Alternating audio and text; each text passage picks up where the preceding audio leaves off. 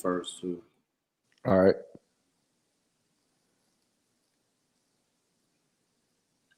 You are now rocking with the Life League.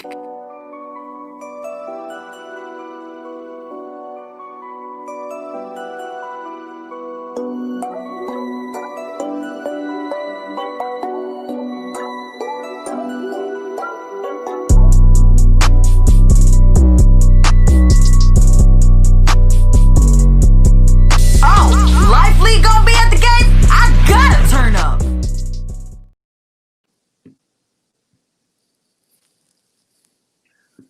All right, man. We are live. Good evening, YouTube, and also Facebook. This is another episode of Life League TV. For those of you who do not know, Life League is a platform where we educate, uplift, and also promote student athletes. We host camps. We have a travel ball, basketball program, and things of that nature. So we are just here during the quarantine in order to provide some more content, educational content for our student athletes. And tonight we are discussing the 5 reasons why student athletes are riding the bench. I have a special guest tonight, none other than the legendary Jeremy Bradshaw, Jet Training Academy. Jeremy, go ahead and introduce yourself to the people, man. Tell them what you do. Man, my name's Jeremy Bradshaw. I work with athletes. I've been all over.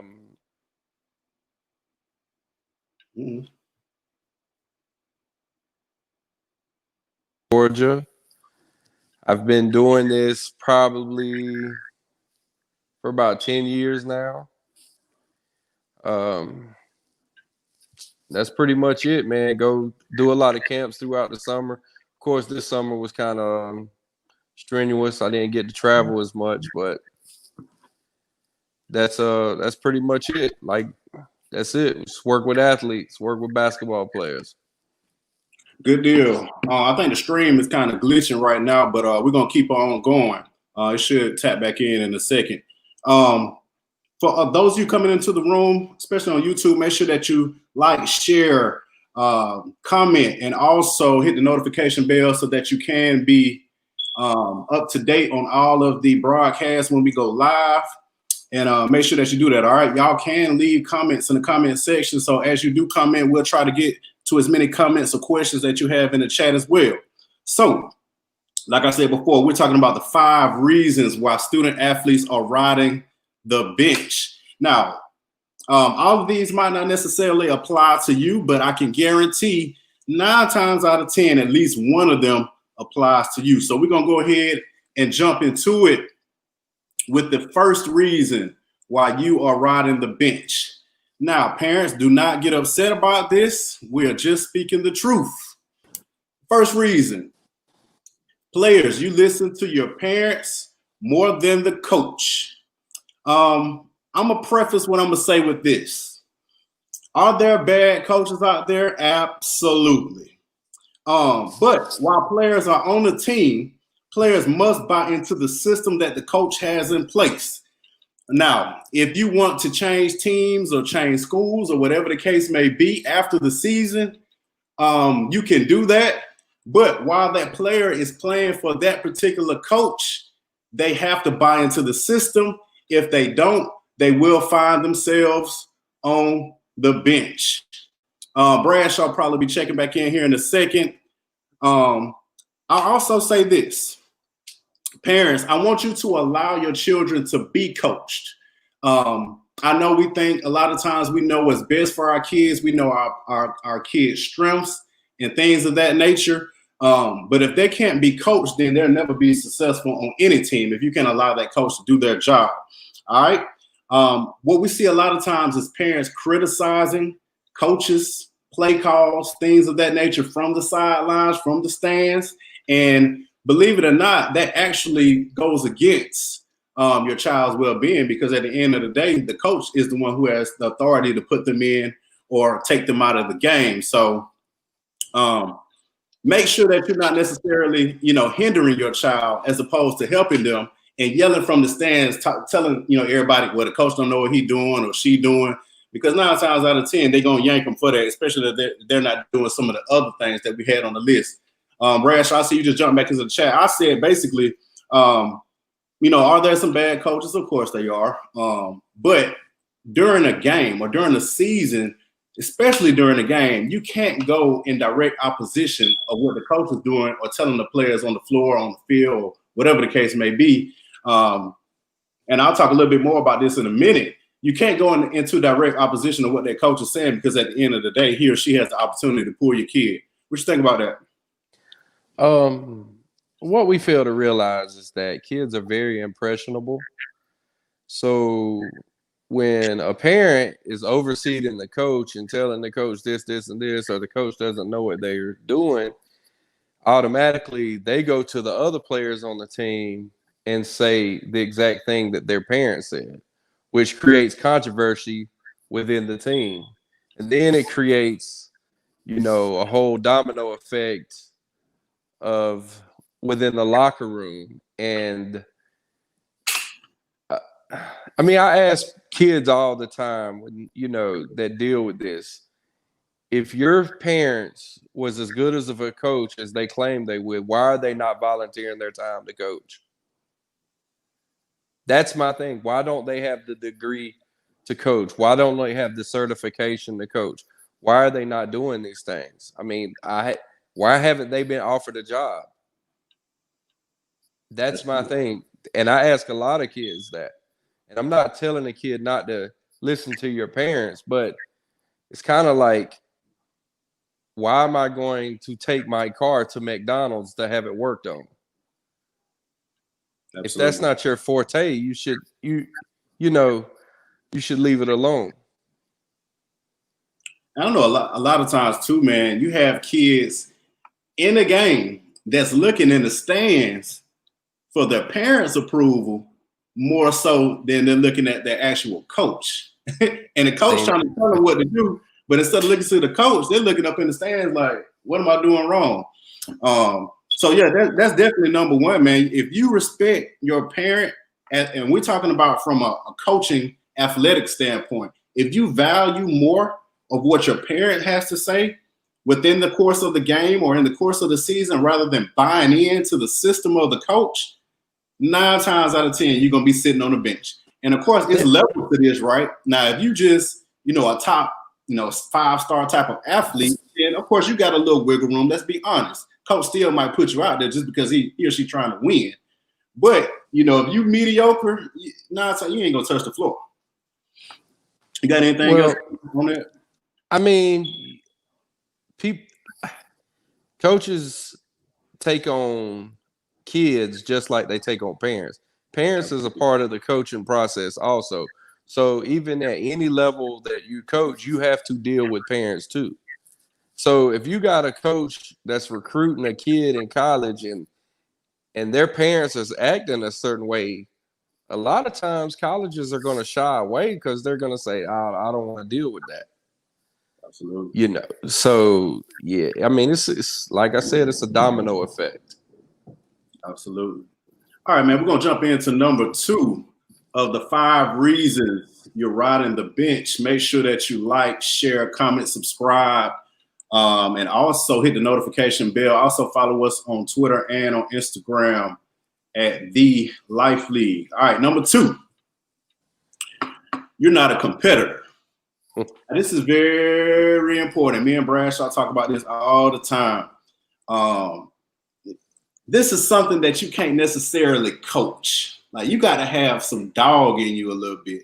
9 times out of 10, if you're playing in a competitive league, you're going to face some type of adversity. You're going to face some type of stiff competition on a Friday night, Saturday afternoon, Saturday night, whatever the case may be. And if you're not up to meeting the challenge, or when somebody smack you in the mouth, 9 times out of 10, you ain't going to play, especially if the coach got some other dogs on the team. Because, big-time players thrive in them type of situations, right? Yeah. We talk about this a lot. Back in the day, man, we didn't care who it was that came on the court. You know what I'm saying? I played in high school against, Lewis Williams. You talking about guys like Major Wingate, played at Tennessee. The list goes on and on, man. And we didn't care. Like, we didn't get scared. Like, man, I hope we don't get beat by 50. we're trying to go in there and bust you in the mouth. Just due to the fact that everybody think that y'all gonna beat us anyway. You're gonna have to show me. Right. And I don't think a lot of guys had that in them nowadays, man. Or young ladies either don't really have that dog. I would say the ladies have more dog in them than some of the guys do nowadays. They'll go each other neck. What you got to say about that? We live in a generation where it's a give me generation. So kids today want it given to them instead of them like kind of like earning it, like the respect. So they don't feel the need to go out there and compete. It's a friendly generation. What thing to say about that? It's a friendly generation. So it's like they want to be friends. They want to be cool. They want to do all this, this, and this, yada, yada, yada, yada. But when we get on the court, we're not friends. Right. I want to take your, I want to take your heart. I want to crush everything within you. And they just don't have that anymore. I ain't gonna say, because I have some that I deal with, but it's few and far between. Right. And you even look at guys like Jordan and Bird and Isaiah and all them guys, man. Like, you didn't really have guys like that said, man, I want to go to Chicago and play with Mike. You know what I'm saying? I want to go to Boston and play with Bird. It was like, okay, we gonna go at each other next. Like, you had but you didn't necessarily have guys say, okay, we're going to meet up in Miami and play with each other because we know we'll run through the East and automatically go to the championship. You didn't really see stuff like that back in the day. No. Well, I hate to use the NBA as a teaching method because it's more of a business than it is basketball. Right. But,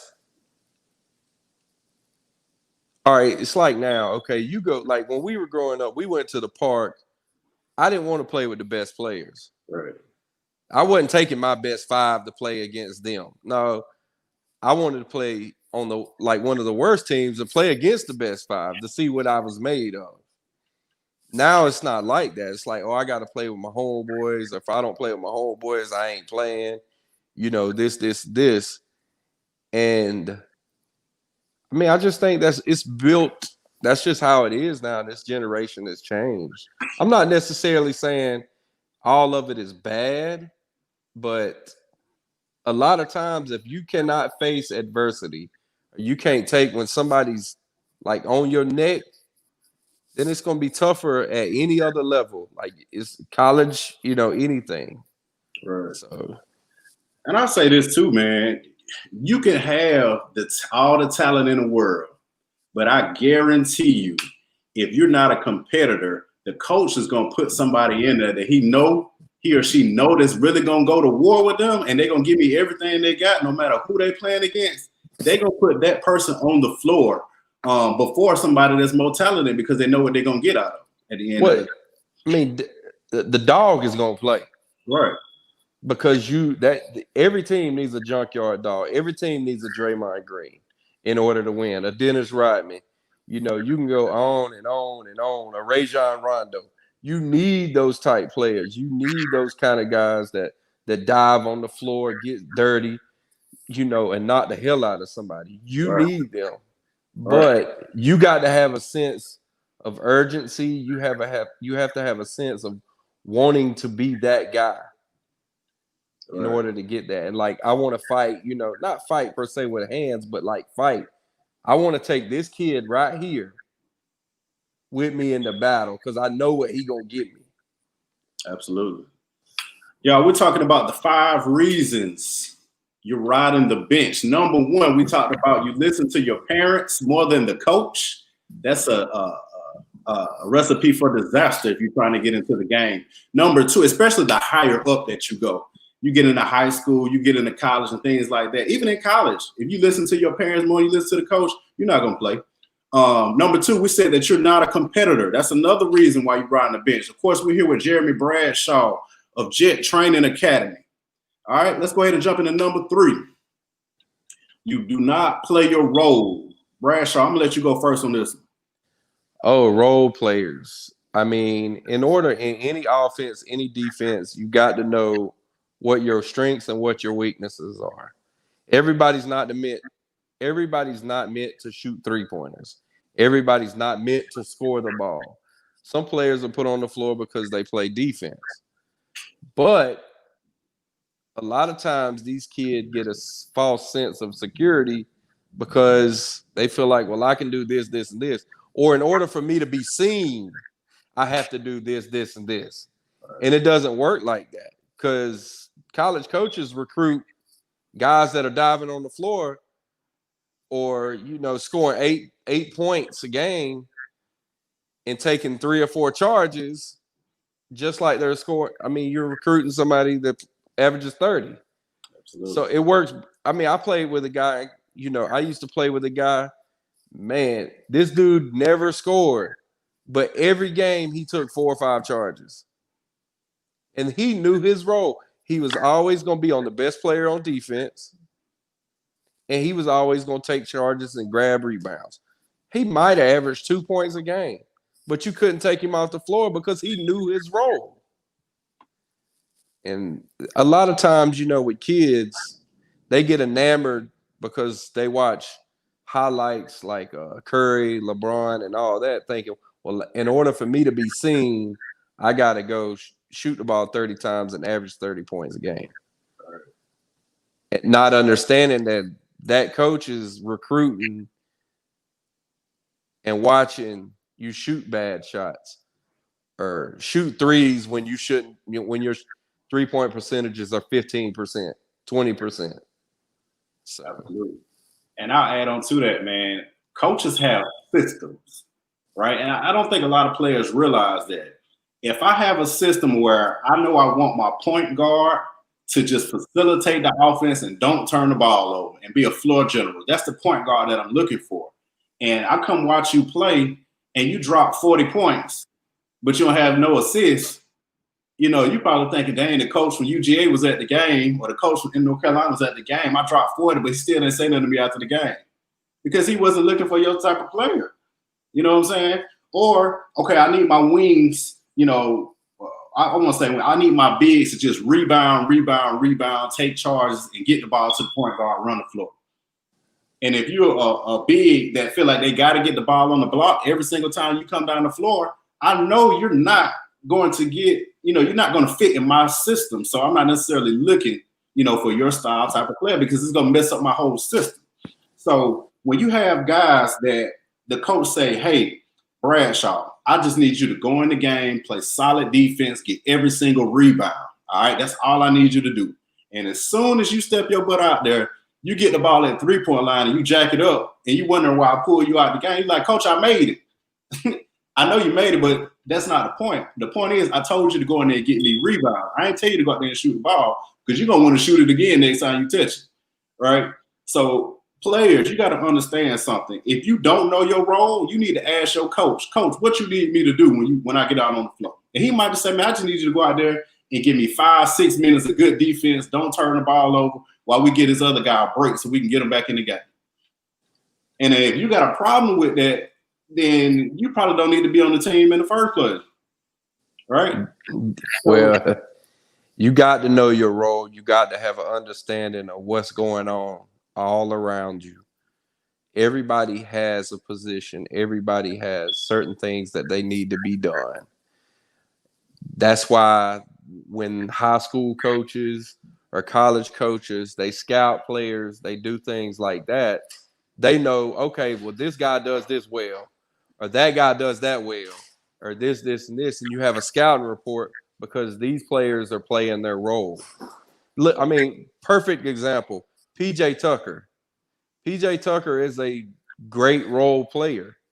He's going to shoot the corner 3 when he's open. He's going to play hard-nosed defense. He's not going to give you a lot of points, but he knows his role, and he fits it well. So look at guys like Dennis Rodman. Yes. How many points did Dennis Rodman average in his career? 8 points, maybe. It's that. But he averaged about 20 rebounds a game. Yeah. So what he was going to get from him. He played his role at the end of the day. And this also goes back to number 2, or actually number 1. A lot of players, when you get in the game, guess what the parents say? Now, your role is to get in there, play defense, don't turn the ball over, rebound. Soon as they get on the court and they touch the ball, what you think parents saying from the stand? Shoot. Shoot the ball. Now you just touch the ball, listen to your daddy or your mama, and then the coach will yank you out, and then you get mad after the game, or the parents get mad after the coach after the game and say, "Why you keep yanking my son out or my daughter out? Because he's not playing this role. I don't need him to shoot. He don't shoot at high enough percentage where we can win. So I just need him to if he's gonna get on the floor, he need to give me 5-10 minutes of solid defense every game. Now, if you do that, you might see your time increase. But you want to get out there and get shots up, and you wonder why you can't get in the game. It's definitely a mindset. So you got to have the right mindset. We're talking about the 5 reasons around the bench. Especially as you get older, especially once you get to college, the coach gonna let you know exactly what they want from you. Middle school, we need to start teaching these young guys. I'm talking about rec league. Of course, we want you to work on all areas of your game, but if you got a certain area of your game that you excel in, focus on that. While outside of the game, you work on those weaker areas as well. But if you know that running the ball, or we can get into any other type of sport, running the ball, passing the ball, blocking, special teams, whatever the case may be, hitting, outfield, pitching, catching, the 100-meter dash, whatever the case may be, stick to what you do well, and you also work on those other things that you aren't necessarily good at. I guarantee you, your playing time will increase. So 5 reasons why you're riding the bench. Let's go ahead and jump into number 4. The coach does not trust you. Now, all of my coaches know, or if you played ball before, if your coach look down the bench at you and look you dead in your eyes, and then look at the next player and tell them to come on and get in the game, your coach don't trust you. Or he or she don't know exactly what they're going to get from you when they put you on the floor. This can go to, not playing your role. This can go to, I don't know if he or she gonna listen to their parents when they get on the floor. This can get into, in practice, they don't play hard. So why would I trust them to put them in the game? It's so many different reasons why a coach might not trust you. It might be something that you did the last game. He like, he gonna do something stupid. She gonna do something stupid. So you got to find a way in order to earn back your coach's trust. And 9 times out of 10, you're going to do that in practice. You ain't going to do it in the game because you might not have enough time. What you got to say on that, man? There's so many variables that go into that. So a lot of times, if a coach doesn't trust you, it comes from your work ethic and the things that you're doing outside of the game. Of course, if you're not coming to practice on time, if you're showing up to practice 2 minutes before, if you're lollygagging, you're missing layups, you're joking and you're laughing, or doing stuff like that in practice, of course he's not going to trust you enough to play in the game. I mean, how can I trust you to run a play when I can't trust you to do it, work hard in practice? And that's a lot of that stems from your work ethic. Also, how much do you study the game? How much basketball do you understand? Your basketball IQ. I know many guys that could play basketball, but their IQ was so horrible, the coach couldn't put them in. So I mean, it's just kids need to understand what goes into being like a basketball player and what also goes into being a basketball coach.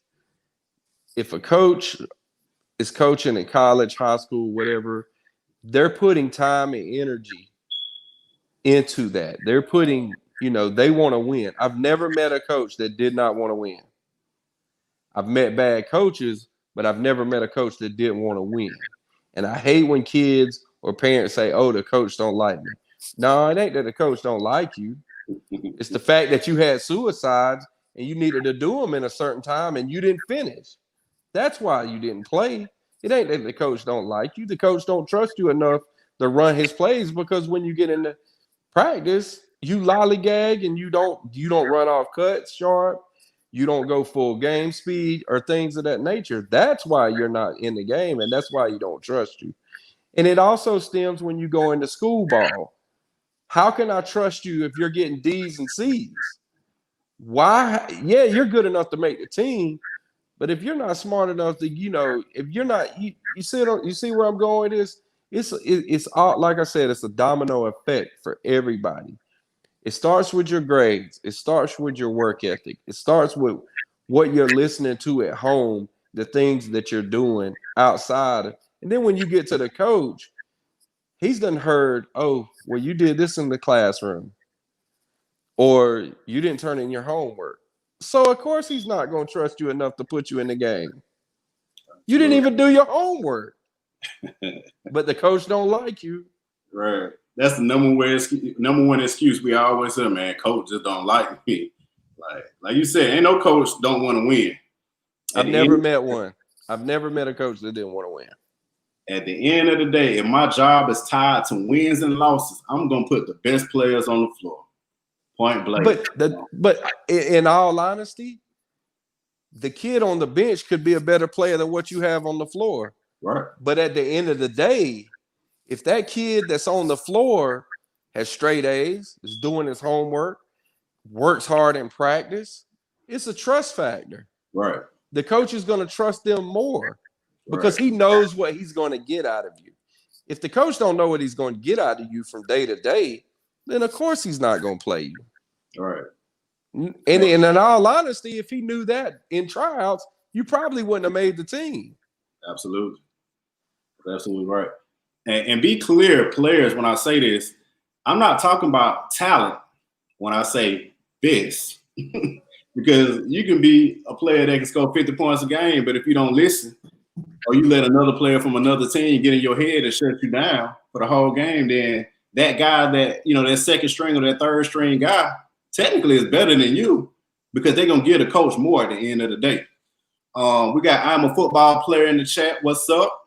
My boy Alex. What's going on, Alex? Alex one of them guys, man, that's going to give you 120% every time he jump on the court or on the field.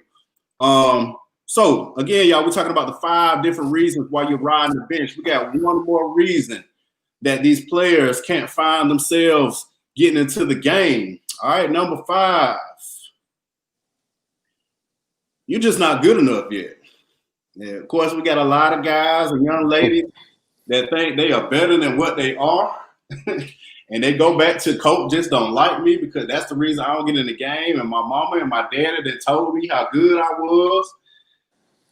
Some of y'all just ain't really that good. Let's just be honest. And if you're not that good yet, guess what you need to do? You need to get in the gym and you need to work on your game. Or you need to get out on the field and work on your cuts, work on your footwork, or work on your strength, get in the weight room, whatever it is that you need to do in order to take your game to that next level.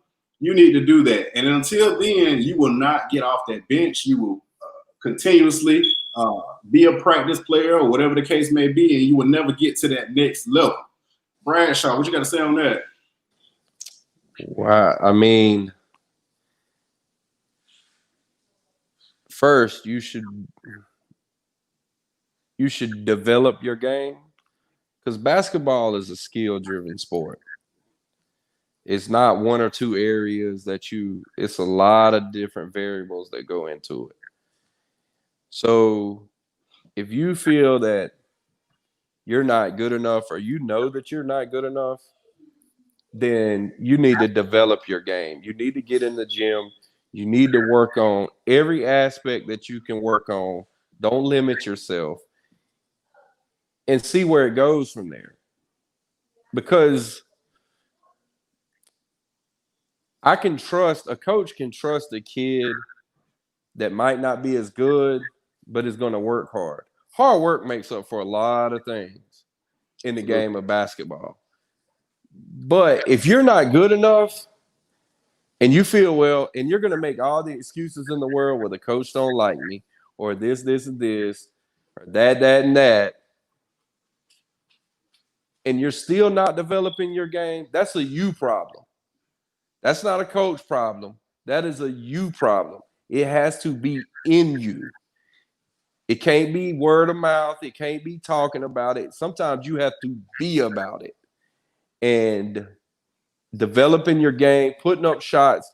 Like I tell kids all the time, It does. You can come in the gym with me or Jeff or whatever for an hour, and you can look real good. But at the same time, if you go home and you're not doing those same things, then you're not developing your game. You don't want to be a basketball player. And a lot of kids get this feeling, this sense of feeling like, oh, I can get a free pair of tennis shoes, or I can wear a jersey, or I can do this, or I can do that, and I'm a basketball player. It doesn't work like that. Prime example. Let me give you a great example. I had a kid going to the 9th grade about 4 years ago come to us and was like, I've never played basketball before, and I just want to work, and I want to try to make it.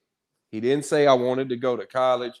He didn't say anything like that. He never said I want to play in the NBA. It wasn't these crazy dreams. He just wanted to play basketball and make a high school team, whether it be 2 years from now or whatever, you know. Jeff, this kid came in the gym 7 days a week, 2-3 hours every day. First in the gym, last to leave, things of that nature. He went from couldn't make layups, and he grew some. He started lifting weights. He got bigger. He's about 6'2". Well, you know, he just got a junior college. He's going to junior college on a scholarship to play basketball. And he didn't play organized basketball until his 9th grade year. So it has to be in you. It can't be, oh, I'm just going to show up, or I'm going to turn the light switch on, or things like that. No, it has to be in you. And it was in him. Like, he made up his mind, this is what I want to do. I'm going to do it. And he didn't even make the team the 9th grade year. He came back and made it the 10th grade year. He got cut in 9th grade year. And now he's going to a small school in Atlanta on a junior college. Oh, got a little scholarship. They gave him a little scholarship money. But he's going to play basketball at the next level. And he's only been playing 4 years. Man, 5 reasons why you're riding the bench. We had a couple of comments in the comment section. My boy Marshall said righteous. My boy Jarvis Dennis brought up something that we mentioned in number 1. Bad parenting. Stop lying to your kids saying they're the next LeBron or MJ without the work. Absolutely. We got to be honest with our kids, man. And the more honest you are with your son or your daughter and say, look, son, you just ain't that good. You ain't good enough yet. You ain't work hard enough. You got to get in the gym. Now, and I will say this, parents, if you know you never really played at that level before, take your child to get some professional training. You got a professional trainer on this live right now because you can only take them so far. You only know so much. So if you really want to see them take that next step, you got to take them to somebody that understands the game. It's more than just shooting, running, and jumping. Like, you got to actually think basketball. When you get to a high level of basketball, you have to have a high IQ. Your athleticism will only take you so far. You get in the game, you don't know where to be. You don't know who you guard. You don't understand man-to-man defense. You don't understand zone defense. You don't know nothing, but I'm just going to go ahead and try to go. So I know how to shoot. That's all I know how to do. Like, it's levels to this. So parents, you have to be honest with yourself, and you have to be willing to invest the money that it's going to take to develop your child. Like, and it's going to take thousands of dollars. Let's be honest. Most trainers charge by the hour or by the month or whatever the case may be. Some are a little bit more expensive than others, but I would say this: you get what you pay for. If he don't have credentials or she don't have credentials, he or she has never coached or has never played at a high level of basketball, or you don't necessarily have to have played college ball or pro ball to know what you're talking about, but you have to know what you're talking about at the end of the day. So yes. A lot of times we sell our kids short, and let's be real, Bradshaw, we didn't really have trainers like that when we came. No.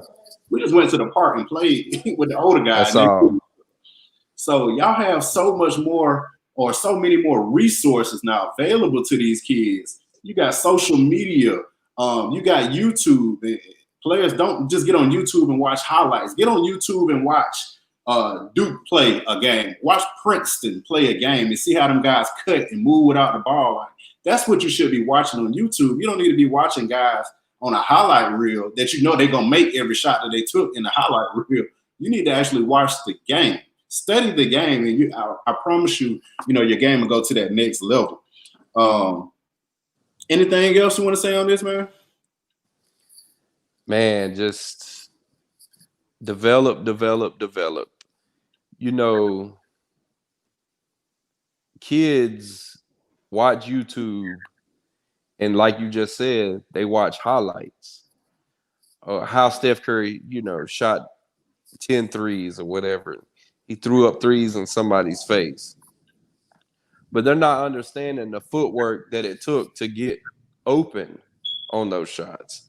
Or the screens, the V-cuts, the banana screens, everything like that Steph Curry runs to even be able to get open on those shots.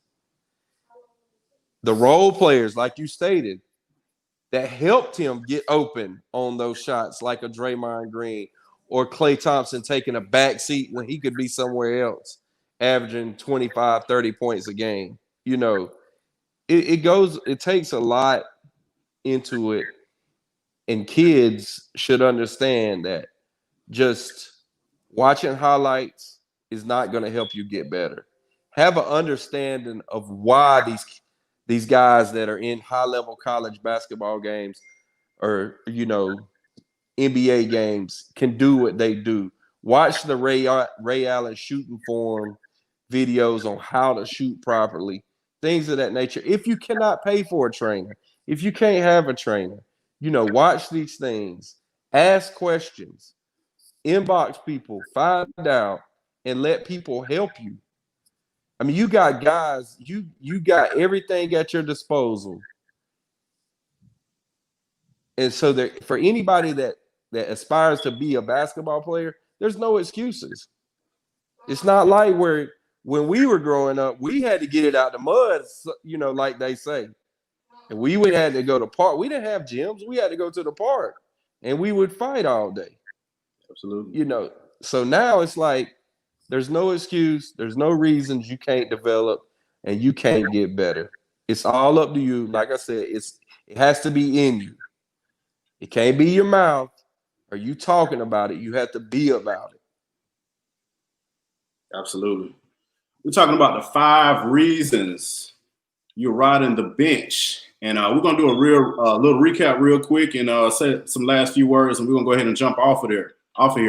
Let's go back to number 1. Number 1 of the 5 reasons why you're riding the bench is you listen to your parents more than you listen to the coach. Players, do not get on the court, field, track, baseball, diamond, golf course. I don't care what it is.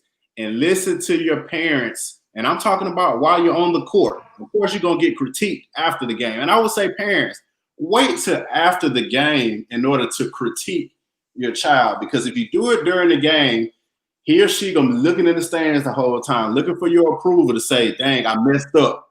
And dad, of course, telling them why you messed up. And I'm not saying just be a church mouth in the game, but don't say anything that's in conflict with what the coach is saying from the side. You hurting your child more than anything. And you never know. It might be a recruiter sitting right next to you or behind you that's listening to you badger the coach that could have been looking at your child. He like, no, I stay as far away from that kid as possible because guess what? If he come to my school, he or she gonna do the same thing to me. So you have to be cognizant of what you're saying from the sidelines. Number 2, you're not a competitor. Like me and Bradshaw said, man, a lot of you cats ain't built, like we were 20, 30 years ago. You got to have a little dog in you, man. Like I said, I give my players, a couple of fouls right off the rip. I might give up a technical foul here every now and then. If you're going to get in somebody's face a little bit and show them that you ain't going to back down, I need you to get out there and get to it a little bit. You see guys like KG back in the day that talk jump the whole game. You know what I'm saying? He going to back it up. He ain't going to back down. Guys like Ron Artest, Draymond Green, them type of scrappy guys. You need guys like that and young ladies like that on every team. So you got to get out there and compete at the end of the day. One thing I forgot to mention, Bradshaw, when we were talking about this, you see this a lot of times in AAU and travel ball now. You got a lot of guys that try to click up and get on one team, get on the best team, Instead of saying, okay, I'm not gonna necessarily go join the team that got all the 5 stars. I'm gonna go join a team that probably got less talent, but they play against them guys that got all the 5-star guys. So guess what? I'm going at their neck because I already know the scout was gonna be there watching them, and I know it's only so many shots to go around. So if I know I'm playing on another team, it could be to my benefit to not necessarily play on that team that got studs from top to bottom. I might need to go to a team that might not necessarily have as many studs that can compete with them guys. That way I could go at their neck. The thing is, too, with that, like a lot of these kids and parents don't understand when you go play. And I've got a couple guys that we've talked about this before, and when you go to these high level teams like up in Atlanta and places like that, and we're from Middle Georgia, you have to understand that they're going to vocal and lead with their Atlanta kids before they ever do our kids. So yeah, you might be playing with the best talent, but you're also going to get overlooked too. And what I mean, and another thing too, I don't care who you're playing with.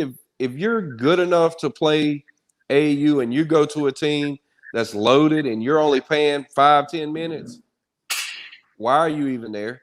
Right. That's crazy.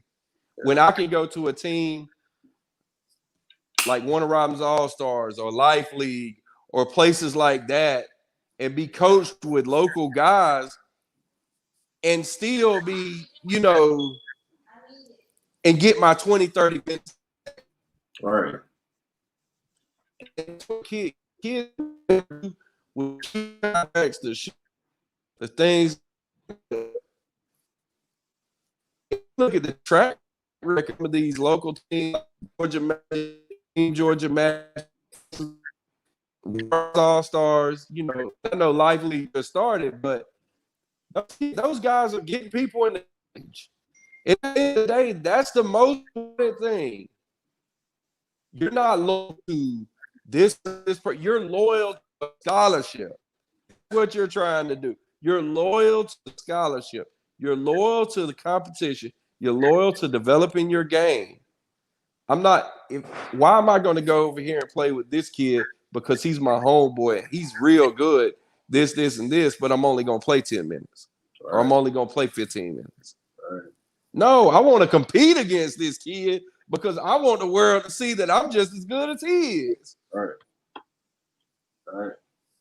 And like you said, man, it's a situation where you got local teams, man, that are really can go toe to toe with a lot of those teams up in Atlanta. Man, I'm gonna tell you something, man. And that 8th grade team, that 8th grade team that Warner Robins All-Stars got with Cam Perkins, Khalil, and all them. I don't think I'll bet against that team against too many people in the state of Georgia of the same age. Right. I'm not going to bet against that team. That team was loaded. It was loaded. Yes. They loaded.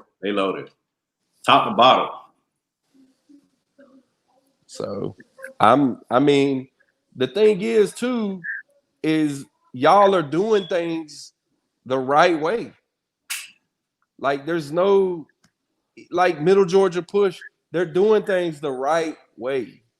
And that's the way that it needs to be done. You're emphasizing team. They have structure. And that's what it takes to be on a college campus. So I feel like if a lot of these high school coaches and AAU coaches and things of that nature, I feel like that we have come along what we use. And as far as what I know, but it goes hand.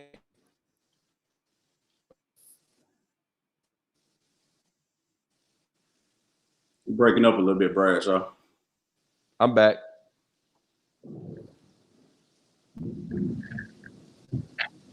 You still there? Yeah, I'm here. All right. Can you hear me? Like I said, man, we got a lot of good programs right here in Middle Georgia, man. And I really just hope that we can come together really and do what's best for these kids out here. And local kids that's here, don't think that you got to go to Atlanta to play for a team in Atlanta. And nothing against the people in Atlanta; they got their own thing going on as well. But you don't necessarily have to. You don't have to go to Atlanta in order to be seen. If you're good enough, people are gonna find you. So you don't necessarily have to put that financial strain on your parents to be driving up and down the road every single weekend, paying for hotels and things like that. You got a lot of good local teams here in the area. Number 3, you do not play your role. Like we said before, figure out what it is that you do well and do that. You don't have, I guarantee you, coaches, and I'm talking about just basketball now, but it applies for baseball, football, whatever the case may be. But speaking specifically for basketball, most coaches only want 2 or 3 guys to shoot the ball anyway. So they're not just looking for people to shoot the ball. They already got people that can shoot it. They need people that can get them the ball or get a rebound and get them the ball or set them a screen or whatever the case may be. So understand you can still get your schooling paid for by doing other things than just shooting. Number 4. The coach doesn't trust you. Again, if you don't know what your role is, you need to ask. If you're not playing and the coach doesn't trust you, you need to go talk to your coach behind closed doors and say, Coach, I just want to meet with you for a minute. Can you tell me what I need to do in order to work on my game? Or why am I not playing? And the coach going to tell you why you're not playing. He might tell you just ain't good enough yet. Or when I put you out there, I don't really know what you're going to do. Or you don't know your role. So you need to be vocal. You got to come humbly now. You can't just run in there telling coach, I need to be playing, 30 minutes a game and you ain't put me out there. You must not like me. You probably won't touch the floor again. But, most coaches have an open door policy where you can pull them to the side and say, hey, coach, I noticed my minutes then went down. Can you tell me how I can get back on the court, on the field, on the diamond, or whatever the case may be? 9 times out of 10, they're going to let you know why. Last but not least, you're just not good enough yet. And if you're not good enough yet, you need to have some people around you to tell you that you're not good enough yet. And you need to get in the gym or get in the weight room or get in the film room and figure out what you need to do in order to improve your game. Be clear. There are some people that will make teams that aren't just that good. We all know it's people that sit at the end of the bench that made the team, but coach ain't going to never put you in the game unless you up 40 or you down 40. So it's situations where you just ain't good enough yet, and you need to figure out what you need to do in order to improve your game. So those are the 5 reasons why you're riding the bench, featuring Jeff Tarver of Life League and none other than Jeremy Bradshaw of Jet Training Academy. Bradshaw, let the people know where to find you and what type of services you have to offer. Man, we offer basketball training, Vertimax training, shooting training, 112 Constitution Drive, Warner Robins, Georgia, 31088. Phone number 478-334-1211. Follow us on Facebook, Instagram, Jet Training Academy.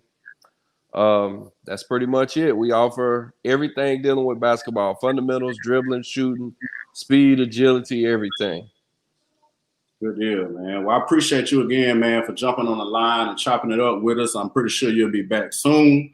Make sure that y'all tune in next week.